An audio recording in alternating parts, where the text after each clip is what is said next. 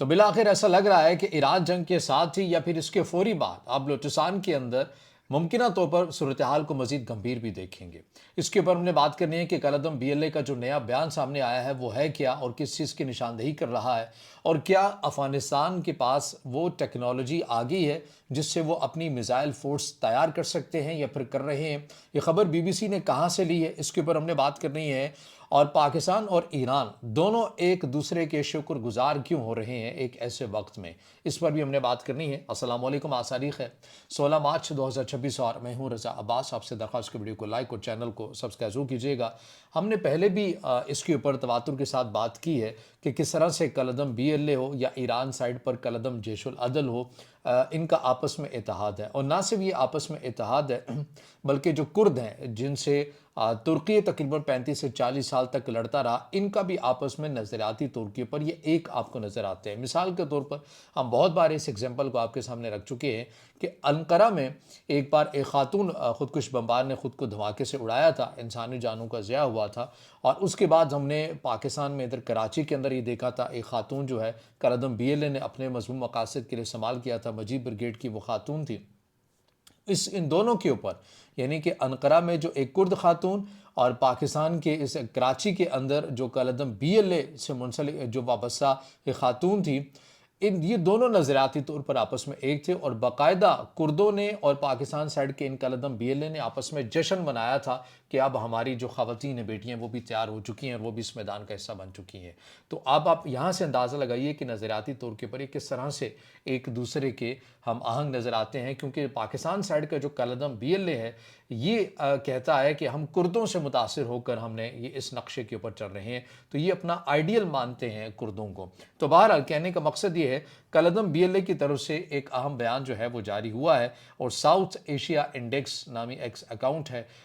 یہاں پر یہ بیان سامنے آیا ہے، اور ظاہر ہے یہ انگلش میں ہے، میں اس کا اردو ترجمہ کر کے آپ کے سامنے رکھ دیتا ہوں کہ کالعدم بی ایل اے کی طرف سے یہ کہا گیا ہے کہ ایران کے اوپر جو امریکہ اور اسرائیل حملے کر رہے ہیں، ہم انہیں ویلکم کرتے ہیں، خوش آمدید ان کو کہتے ہیں، اور ساتھ میں یہ بھی پیغام دیتے ہیں کہ امریکہ اور اسرائیل کو کہ یہ مور افیکٹو ہونے چاہیے، زیادہ پاورفل ہونے چاہیے، کوارڈینیٹڈ ہونے چاہیے، اور رزلٹ اورینٹڈ ہونے چاہیے، کہ نتائج حاصل ہونے چاہیے۔ ایسے جو بیانات ہیں یہ آئے ہیں، اور یہ ایک ویب سائٹ ہے ساؤتھ ایشیا انڈیکس نے اس کو دیا ہے asianiki.com سے، یہ ویب سائٹ ہے، یہاں پر کالعدم بی ایل اے کی طرف سے بیان سامنے آیا۔ اس میں کوئی شک نہیں ہے کہ امریکہ کی طرف سے بھی بی ایل اے کو کالعدم لسٹ میں قرار دیا گیا ہے، اور حال ہی میں ہم نے یہ پیشرفت دیکھی تھی، لیکن ہم نے آپ کو یہ بہت پہلے ہی بتا دیا تھا کہ اگر ایران کے اندر صورتحال ہوتی ہے تو اس کا براہ راست اثر جو ہے وہ پاکستان کے اوپر آئے گا۔ پاکستان کے اندر چاہے کچھ خاص طبقے یہ کہیں کہ ایران کی اپنی لڑائی ہے، ایران کے اندر جو بھی نظام آ جائے پاکستان اس صورتحال کو دیکھ لے گا، پاکستان کو کوئی فرق نہیں پڑے گا،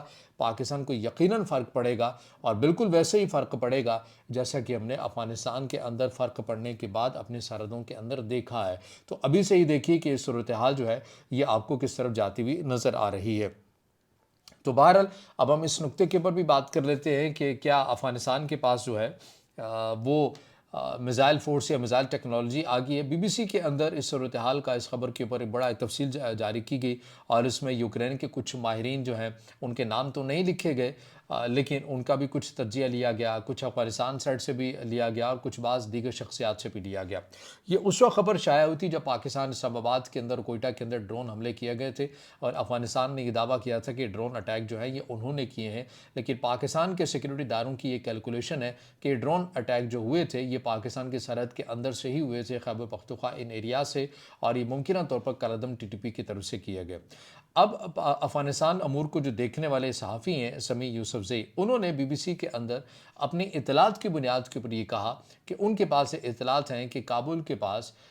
یہ جو ڈرونز آئے ہیں یہ اس وقت آئے ہیں جب افغان فورسز چھوڑ کر چلے گئے تھے، یہ اس وقت ان کے پاس پڑے ہیں، اور ان کو مزید ایڈوانس کیا جا رہا ہے، اور افغان طالبان کچھ ماہرین کی مدد لے رہے ہیں تاکہ انہیں مزید ایڈوانس بھی کیا جا سکے، اور پرزے جو ہیں وہ لیے جا سکیں تاکہ مزید اسمبل بھی کیے جا سکیں۔ ایک تو یہ چیز انہوں نے اپنی اطلاعات کی بنیاد کے اوپر خبر دی۔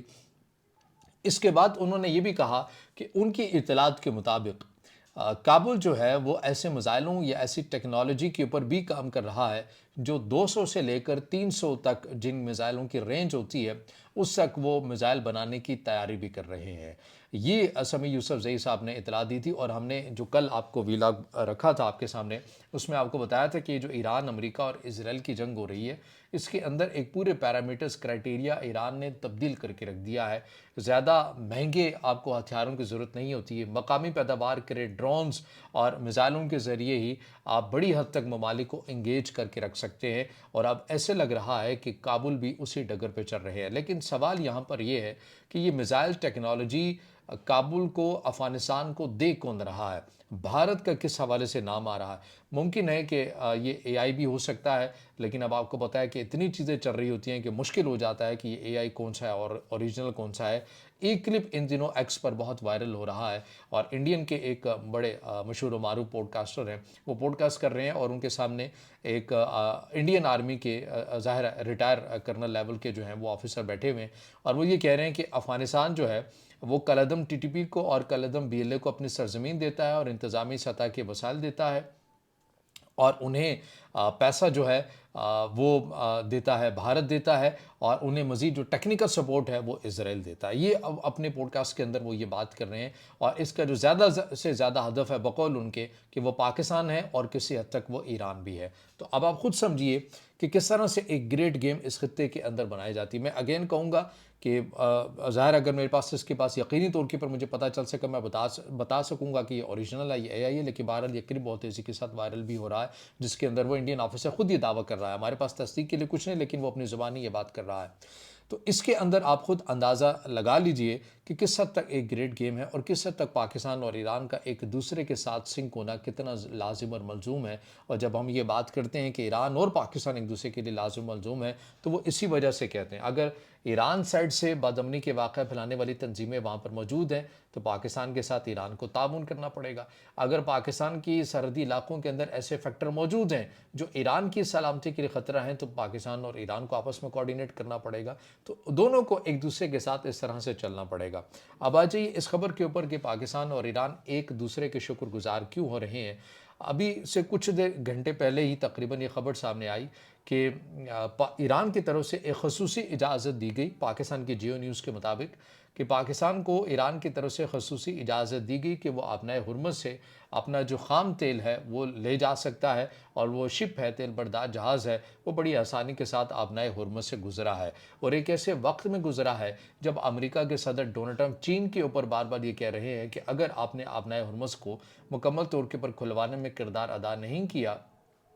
تو میں شی جن پنگ سے ملاقات نہیں کروں گا۔ دوسری سائڈ کے اوپر وہ نیٹو کو بھی تھریٹ کرتے ہوئے یا انتباہ جاری کرتے ہوئے وہ نظر آ رہے ہیں۔ تو ایسے میں پاکستان کا آبنائے ہرمز سے تیل بردار جہاز گزرنا تو یہ بتاتا ہے کہ ایران اور پاکستان کی کس حد تک سرکاری سطح کے اوپر تعلقات مثبت جا رہے ہیں۔ اور پھر یہی نہیں بلکہ ایران کے وزیر خارجہ عباس عراقچی نے جو ان کا اردو ورژن ایکس اکاؤنٹ ہے اس کے اوپر انہوں نے پاکستان کی حکومت کا، یہ آج ہی کی بات کر رہا ہوں، اور پاکستان کی عوام کا شکریہ ادا کیا ہے کہ وہ اس جنگ میں ایران کے ساتھ، ایران کی خود مختاری کے ساتھ اظہار یکجہتی کر رہے ہیں۔ تو ہم نے کل آپ کو کہا تھا کہ خارجہ امور آپ کو دیکھ سمجھ کر فیصلہ کرنے ہوتے ہیں، ایک دم سے آپ جذباتی ہو کر یہ نہ سمجھ لیجئے کہ پاکستان ایران کے خلاف چلا گیا ہے یا پھر ایران انڈیا کے ساتھ مل کر پاکستان کے خلاف چلا گیا ہے۔ تو چیزیں سمجھنے میں اور معلومات آنے میں وقت لگتا ہے، لیکن جب آ جائے اس کے بعد آپ یقینی طور کے پر تجزیہ کریں۔ اگر پاکستان کسی غلط جگہ پر ہے تو آپ ضرور تجزیہ کر سکتے ہیں، اگر صحیح جگہ پر ہے تو آپ اپریشیٹ بھی کر سکتے ہیں، لیکن وقت آ جائے ایک دم سے کسی بھی معاملے کے اوپر تجزیہ ہمیں زیب نہیں دیتا کہ فوری طور کے اوپر ہم کسی بھی چیز کے اوپر رائے جو ہے وہ قائم کر لیں۔ تو بہرحال یہ وہ اپڈیٹس ہیں، چیزیں جو میں نے آپ کے سامنے رکھی ہیں۔ اب اس سے جڑا آپ کا کوئی سوال ہو یا رائے ہو تو ضرور کمنٹ میں اظہار خیال کیجیے گا، ویڈیو کو لائک کیجیے گا، دوستوں کے ساتھ شیئر کیجیے گا، اور اس چینل کو زیادہ سے زیادہ سبسکرائب کیجیے۔